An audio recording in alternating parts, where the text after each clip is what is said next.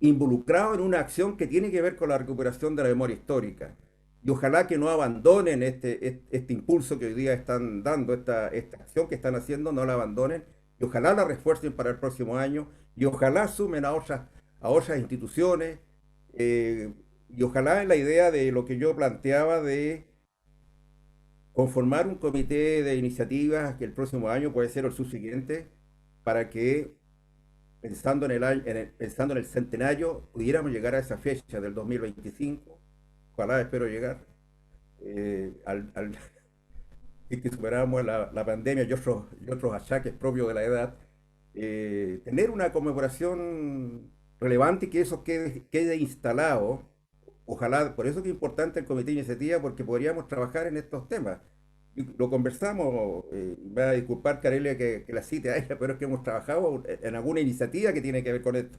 Por ejemplo, el tema de la malla curricular.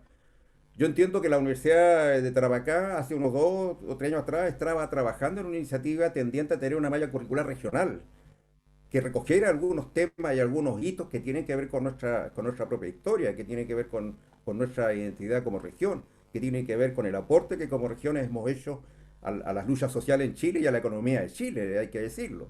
Si en un momento dado el salitre era la principal fuente de financiamiento del país, y luego seguimos con el cobre.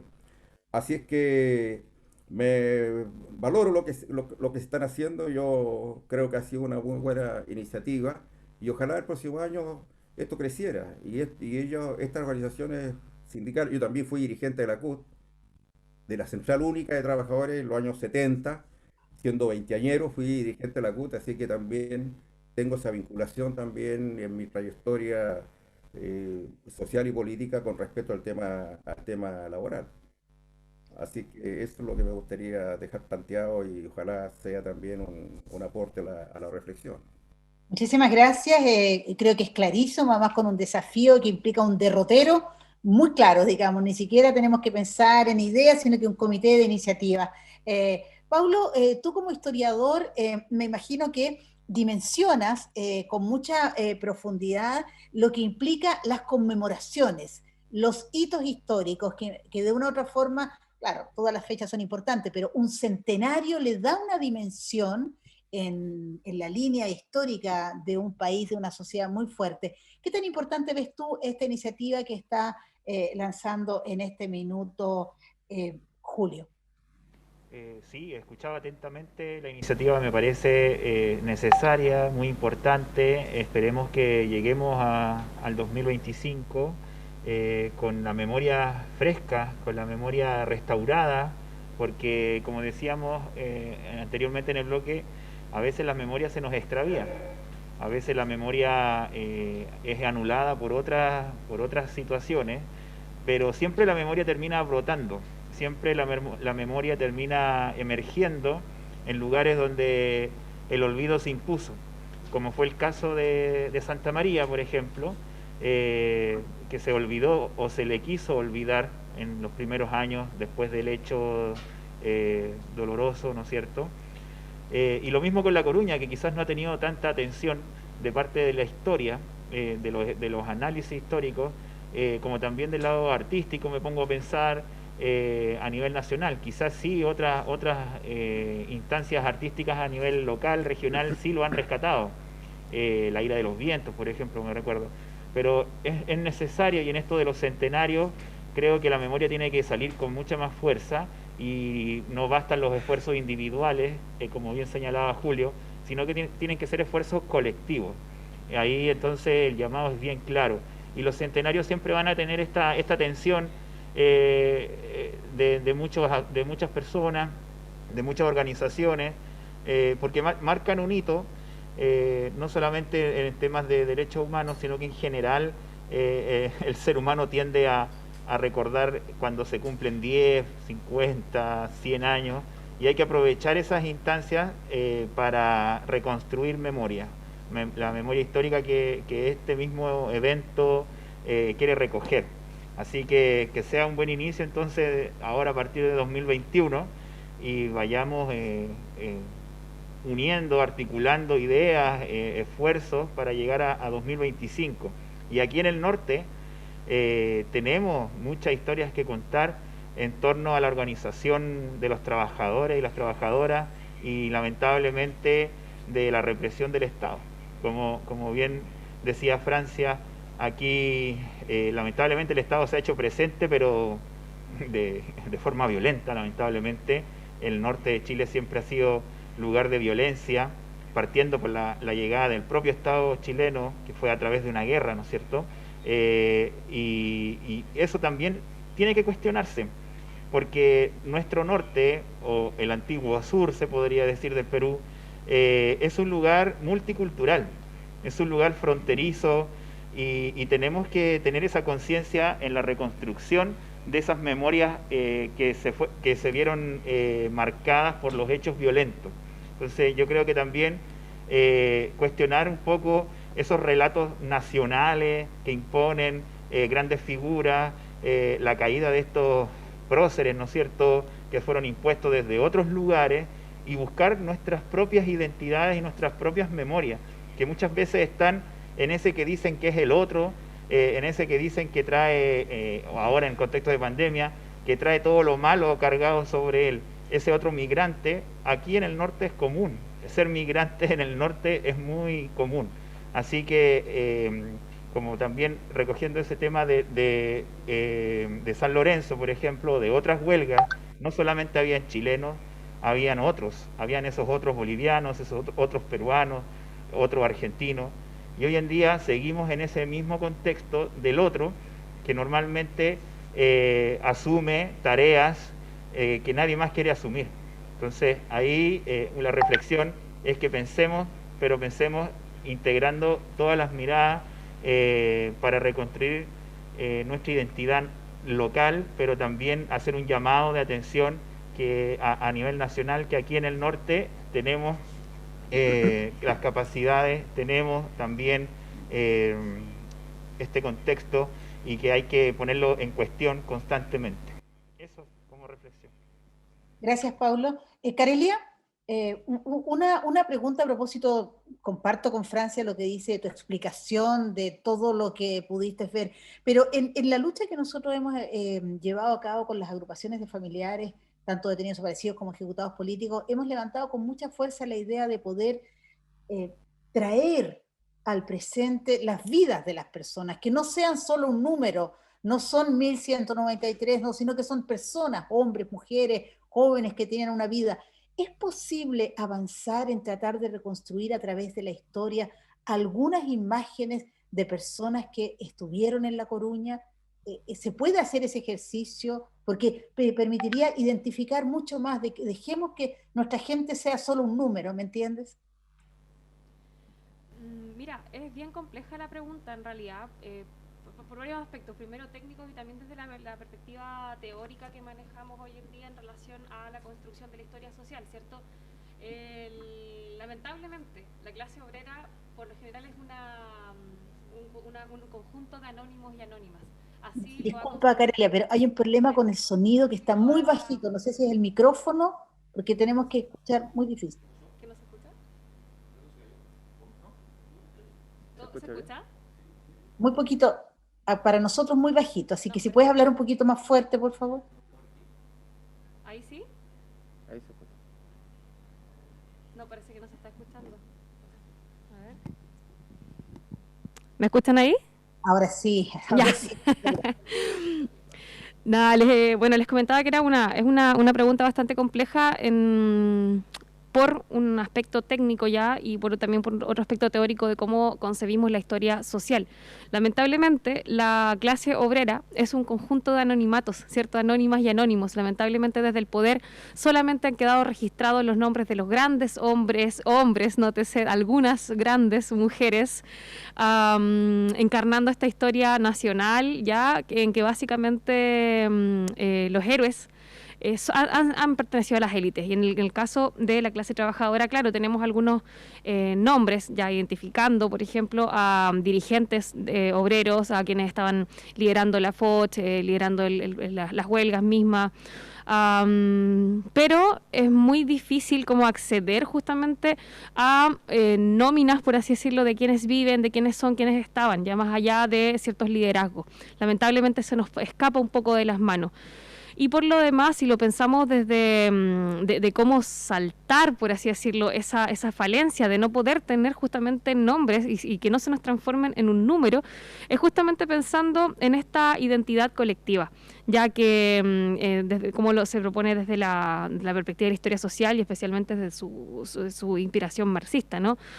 De pensar al sujeto y a la sujeta trabajadora desde lo colectivo, ya es un ser social, más allá de que es muy distinta a la lógica justamente de cómo se construye la historia de las élites, porque se entiende y se construye a sí mismo en base a su interrelación con otros y otras explotados. Entonces, lamentablemente, es muy difícil acceder a esas individualidades, pero sí tenemos este ser colectivo capaz de incidir en los procesos históricos hacia su propia emancipación. Entonces, es más, quizás a veces, para quitarnos un poco como comparto lo que tú dices, o sea, esa como...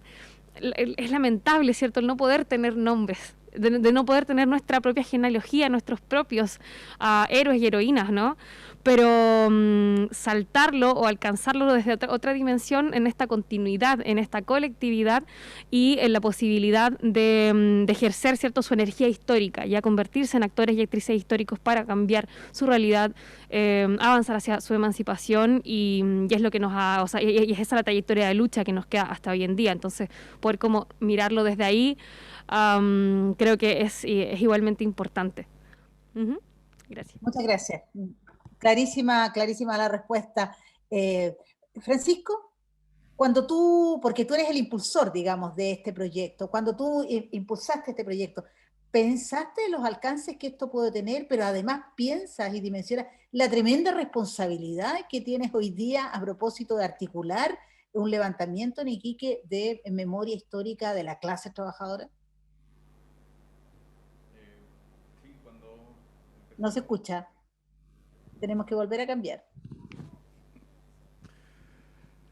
Bueno, cuando empezamos a construir este proyecto, ¿cierto?, o estas ansias de volver al pasado y conocer la memoria histórica de la región de Tarapacá, y como también cómo fueron vulnerados, ¿cierto?, los trabajadores y trabajadoras ya sea de todo el ciclo que hemos estado, ¿cierto?, repasando en estos conversatorios, ya sea en Huantajaya, en Las Guaneras, y cuando los encontramos, ¿cierto?, ya en el tiempo del salitre, pensamos que La Coruña es un hito importantísimo para la región y para el país, porque de ahí podemos ver la brutalidad, ¿cierto?, cómo respondía el Estado en base a las exigencias que tenían los trabajadores. Y tampoco estamos muy lejos, ¿cierto?, de lo que pasa actualmente con los trabajadores y trabajadoras, ya sea en los diferentes rubros donde se desarrollan. Y es por eso que nosotros quisimos ejecutar este proyecto en ese sentido, en que los trabajadores y trabajadoras conozcan de la memoria, de la historia de los trabajadores y trabajadoras, para que así no se vuelva a repetir. La responsabilidad que tenemos nosotros es no tan solo de organizar a los trabajadores para que puedan exigir sus derechos, sino también para educar. Y si es que nosotros como dirigentes no conocimos nuestra historia, tampoco vamos a poder transmitir, ¿cierto?, eso a nuestros socios, a nuestros compañeros de trabajo. Sin duda nos sentimos privilegiados estar en este momento compartiendo, ¿cierto?, este conversatorio con destacados historiadores que lo han ilustrado mucho más de lo que nosotros pudimos conocer en una sala de clase donde la misma enseñanza o las mismas mallas curriculares te esconden la verdadera historia que tenemos como país. Nosotros lo tomamos como desafío y obviamente vamos a seguir, ¿cierto?, impulsando al conocimiento de nuestras raíces, que de ahí es donde podemos construir. Hoy día, ¿cierto?, conmemoramos el aniversario del Partido Comunista. Mañana está una conmemoración más, ¿cierto?, de la masacre en La Coruña, y también un legado que los deja Luis Emilio Recabarren de cómo educar a los trabajadores.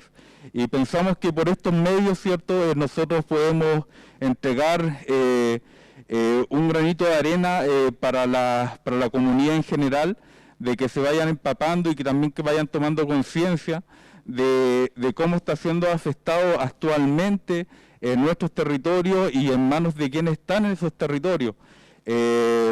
Cuando empezamos, ¿cierto?, la búsqueda de La Coruña, donde está situado, seguimos varios caminos y los llevaban, encontrábamos un camino, estaba cerrado, después lo íbamos a otro camino, también estaba cerrado, pero nos llevaron a la garita de Cosayash, ¿cierto?, que es la mina de yodo, y ahí empezamos otra travesía más y el obstáculo de no poder seguir adelante y de no poder conocer nuestra historia, de no poder llegar al lugar que lo reviste una emoción inmensa y también una tristeza, porque ahí fue donde masacraron a nuestros antepasados, a la clase trabajadora, donde nos encontramos con esas trabas que las pudimos derribar, pero con la insistencia, ¿cierto?, de nosotros como dirigentes y también de la historiadora, ¿cierto?, de Carelia, que los tuvimos que colocar un poco pesados con los mismos trabajadores, que sabemos que no tienen la culpa, pero sí de abrir ese camino, de abrir esa garita para entrar. Y cuando entramos también fue desolador, ¿cierto?, ver un territorio lleno de tuberías, de cañerías que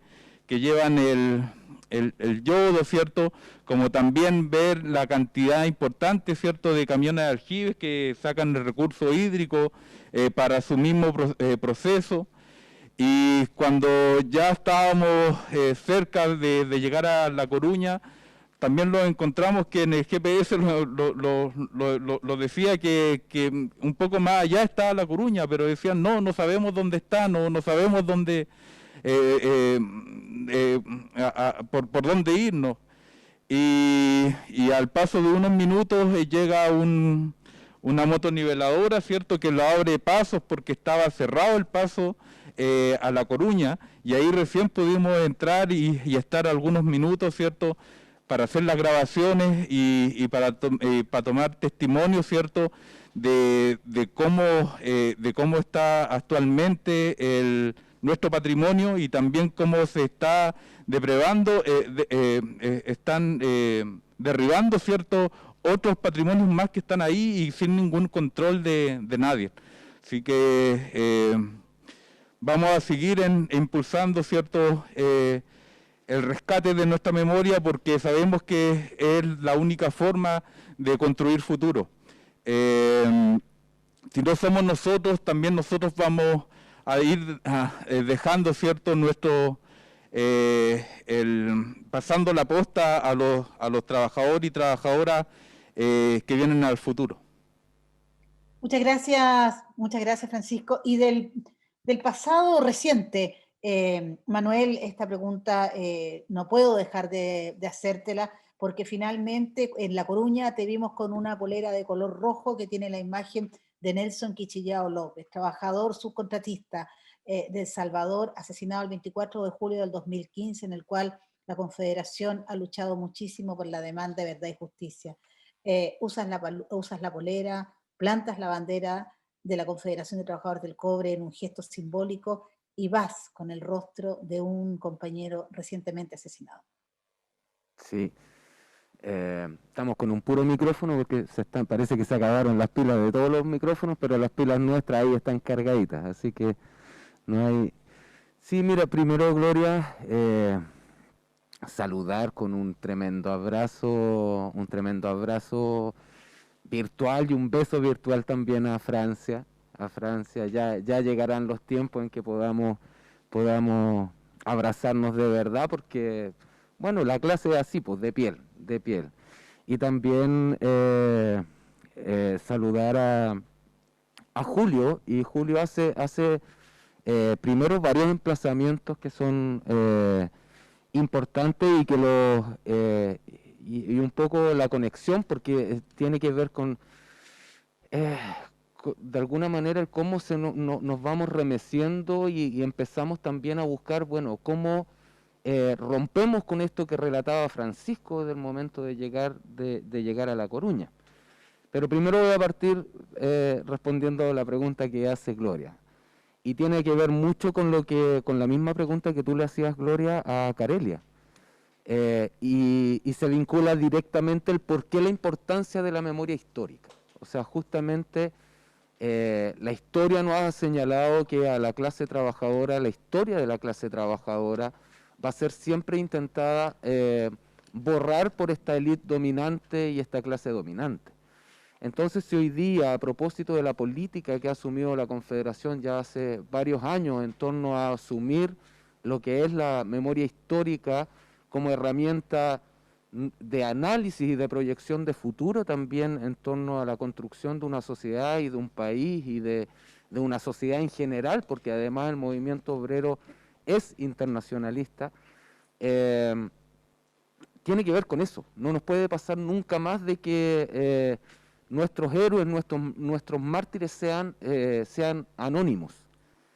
Y es por eso que cuando nos ocurre la desgracia de que el Estado de Chile, en esta supuesta democracia, en el 2015, nos asesina a un trabajador y se vincula, y el cómo el poder tiende a repetir las cosas. O sea, cuando Carelia nos decía de que por orden del intendente a las fuerzas represivas le mandaba masacrar a los trabajadores, una cosa muy similar que llega a espantar nos pasó a nosotros en el 2015. O sea, cuando un intendente presiona a las fuerzas de carabineros y de represión que existen en el país para desalojar a los trabajadores con fuerza pero brutal, y resulta asesinado Nelson Quichillao, y hoy día lamentablemente si no hacemos rescate de esta memoria nos pasa justamente que no tenemos los espacios para denunciar que ese ex intendente que de alguna manera tiene esa responsabilidad política, hoy día lo tenemos de, por ejemplo, candidato a gobernador justamente por Atacama. Entonces, si no de alguna manera planteamos, y eso da cuenta de la importancia de lo que es la memoria histórica.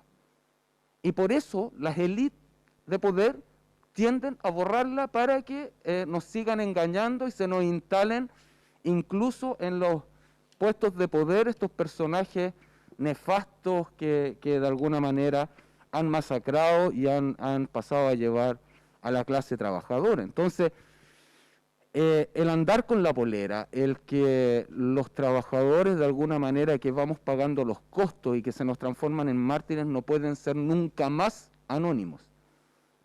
Son personas, tienen nombres, tienen familia, tienen compañeros de trabajo, tienen una vida, porque si no, como bien dices tú, pasamos a ser solo números, pasamos a ser solo estadísticas y después se vuelven a repetir situaciones.